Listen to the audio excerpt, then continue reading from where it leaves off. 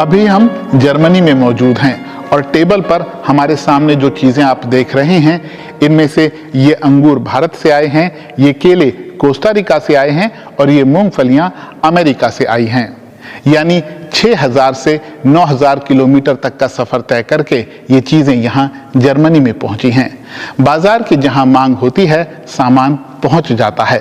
भारत में भी तो कश्मीर के सेब और नागपुर के संतरे देश भर में जाते हैं, लेकिन चीज़ों को एक जगह से दूसरी जगह ले जाने पर ऊर्जा की खपत होती है, ईंधन की खपत होती है, जिससे कार्बन उत्सर्जन होता है। इसकी वजह से जलवायु परिवर्तन होता है और ये जलवायु परिवर्तन अब हमारी फसलों पर भारी पड़ रहा है। क्या जलवायु परिवर्तन से हमारी खाद्य आपूर्ति को खतरा है? नाश्ते के लिए न कॉफी, न बच्चों के लिए कोकोआ और न ही सबके लिए केला। अवाकाडो, आम, नारियल और पपीता सब गायब। एक दिन ऐसा हो सकता है।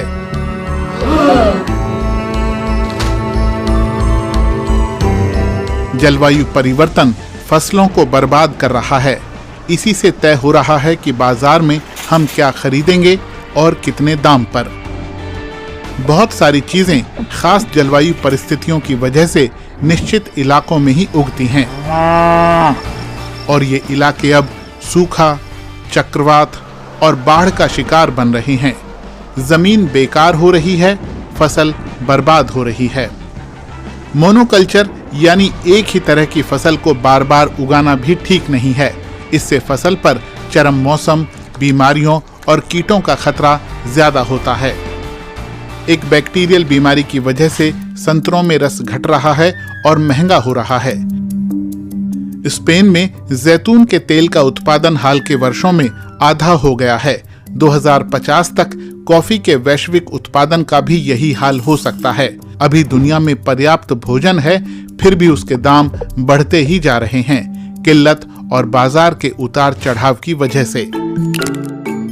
एक समाधान है फसलों की ऐसी किस्में उगाना जो गर्मी, तूफान और बाढ़ का बेहतर मुकाबला कर पाएं।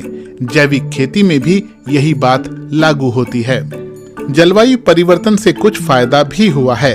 तापमान बढ़ने से कुछ नए इलाके खेती के काबिल बन रहे हैं और अगर जर्मनी में तरबूज उगें, वाइन आइसलैंड से आने लगे और अवाकाडो इटली से मंगाए जाएं, तो हैरान मत होइएगा। क्या आपको पता है कि इस दुनिया में हर साल 1 अरब टन से भी ज्यादा खाना कचरे के